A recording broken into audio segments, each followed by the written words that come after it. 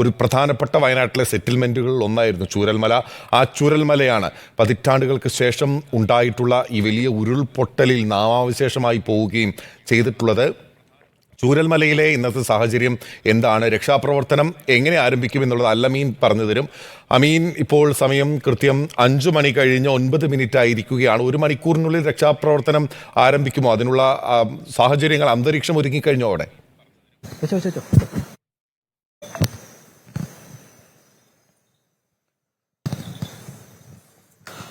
ബിനിലെ, രക്ഷാപ്രവർത്തനത്തിന് വേണ്ട സംവിധാനങ്ങളൊക്കെ ഇവിടേക്ക് എത്തിച്ചുകൊണ്ടിരിക്കുകയാണ്. നമുക്കറിയാം, ഈ ചൂരൽമല കടന്ന് മുണ്ടക്കയിലേക്കും അതുപോലെ തന്നെ അട്ടമലയിലേക്കും ഒക്കെ പോകണമെങ്കിൽ JCBയുടെയും ഹിറ്റാച്ചിയുടെയും ഒക്കെ സഹായം വേണം. ഈ മണ്ണിനടിയിൽ നിന്നൊക്കെ പരിശോധന നടത്തണമെങ്കിൽ ഹിറ്റാച്ചിയുടെ ഒക്കെ സഹായം വേണം. അതുകൊണ്ട് തന്നെ നിരവധി JCBകളൊക്കെ ഇതിനോടകം തന്നെ ഇവിടേക്ക് എത്തിച്ചിരിക്കുകയാണ്. ഞാനിപ്പോൾ നിൽക്കുന്നത് ചൂരൽമലയിൽ ഈ അപകടമുണ്ടായ സ്ഥലത്താണ്.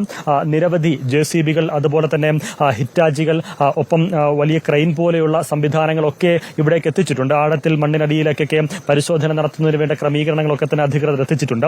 തൊട്ടപ്പുറത്തേക്കായി ആംബുലൻസുകളും സജ്ജീകരിച്ച് നിർത്തിയിരിക്കുകയാണ്. ഇതിനോടകം തന്നെ നിരവധി ആംബുലൻസുകൾ അവിടേക്ക് എത്തിയിട്ടുണ്ട്. വരും മണിക്കൂറുകളിൽ കൂടുതൽ ആംബുലൻസുകൾ കൂടി ഇവിടേക്ക് എത്തുകയും ചെയ്യും.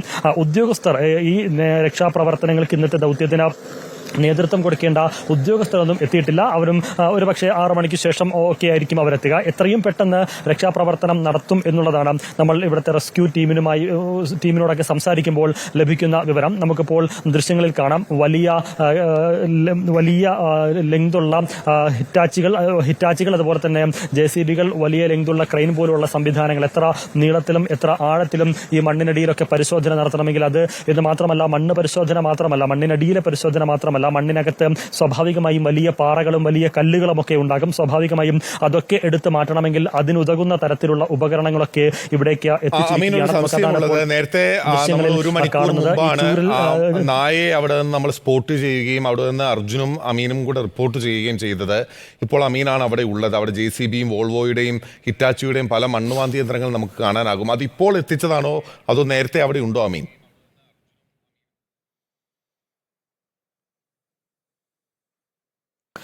ചിലത് നേരത്തെ ഉണ്ടായിരുന്നു, ഇന്നലെ രാത്രി തന്നെ എത്തിച്ചിരുന്നു. മറ്റു ചിലത് തൊട്ടപ്പുറത്ത് ഇപ്പോൾ സജ്ജീകരിച്ചിരിക്കുകയാണ്. കൂടുതൽ വാഹനങ്ങൾ ഇങ്ങോട്ട് വന്നുകൊണ്ടിരിക്കുകയും ചെയ്യുന്നുണ്ട്.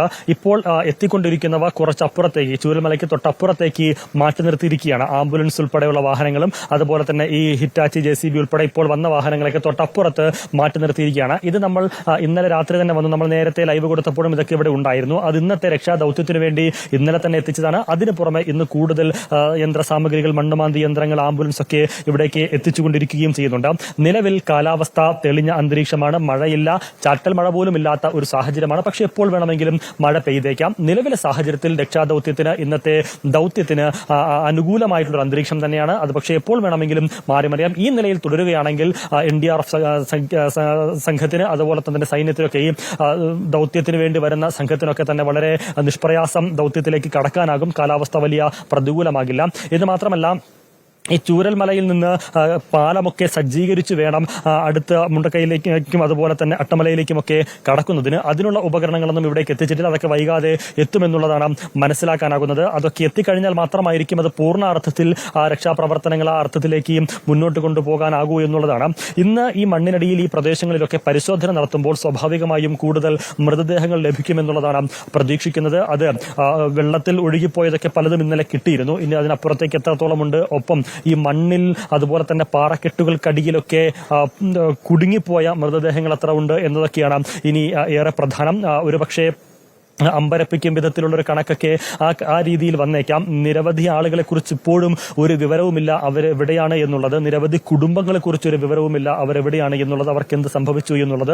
സ്വാഭാവികമായും അതിനൊക്കെ ഒരു ഉത്തരം തേടിയുള്ള പരിശോധനയും അന്വേഷണവും ഒക്കെയാണ് ഇന്ന് നടക്കാൻ പോകുന്നത്. അതിനുവേണ്ടിയുള്ള ക്രമീകരണങ്ങളാണ് അധികൃതർ ഒരുക്കിക്കൊണ്ടിരിക്കുന്നത്. ഏതായിരുന്നാലും അതെല്ലാം അല്പസമയത്തിനകം അത് ആ അർത്ഥത്തിലേക്ക് കടക്കുകയും ചെയ്യും. എത്ര മണി എന്നുള്ള ഒരു സമയം കൃത്യമായി പറയുന്നില്ല. പക്ഷേ എത്രയും പെട്ടെന്ന് അതിനുവേണ്ട സജ്ജീകരണങ്ങൾ, സംവിധാനങ്ങൾ, ഉപകരണങ്ങളൊക്കെ എത്തിക്കഴിഞ്ഞാൽ അത് എത്രയും പെട്ടെന്ന് ആ ദൌത്യത്തിലേക്ക് കടക്കുക എന്നുള്ളതാണ് നേരത്തെ പറഞ്ഞതുപോലെ കൂടുതൽ ആംബുലൻസുകളൊക്കെ ഇവിടേക്ക് സജ്ജീകരിച്ചുകൊണ്ടിരിക്കുകയാണ്. ഇവിടെ നിന്ന് മൃതദേഹമോ മറ്റ് ഒക്കെ എടുത്തു കഴിഞ്ഞാൽ അത് എത്രയും പെട്ടെന്ന് ആശുപത്രികളിലേക്ക് മറ്റും മാറ്റണം. അതോടൊപ്പം തന്നെ ഈ അട്ടമലയിൽ ഉൾപ്പെടെ ചില കുടുംബങ്ങൾ കുടുങ്ങിക്കിടക്കുന്നുണ്ട് എന്നുള്ള വിവരങ്ങൾ ഇന്നലെ തന്നെ പുറത്തു വന്നിരുന്നു. അവിടേക്കൊന്നും അധികൃതർക്ക് എത്തിപ്പെടാനായിട്ടുമില്ല. സ്വാഭാവികമായും അവിടങ്ങളിലേക്കൊക്കെ കൂടുതൽ ആളുകൾക്ക് പോകേണ്ടതുണ്ട്. അവിടേക്ക് കുടുങ്ങിക്കിടക്കുന്ന ആളുകളേക്ക് എത്തിക്കേണ്ടതുണ്ട്.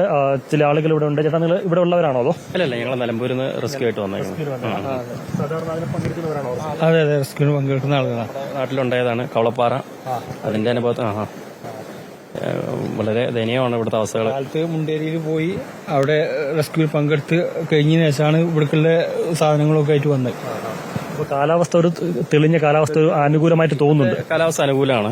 ഇത് പകലും തുടരാന്നുണ്ടെങ്കിൽ നല്ലതാവും. റെസ്ക്യൂ ഒന്നുകൂടെ നല്ല രീതിയിൽ പുരോഗമിക്കും. നമ്മളെ നാട്ടിൽ തന്നെ ഇപ്പൊ ഇവിടുന്ന് വരുന്ന ബോഡികളൊക്കെ അവിടെ നിന്നാണ് കിട്ടുന്നത്.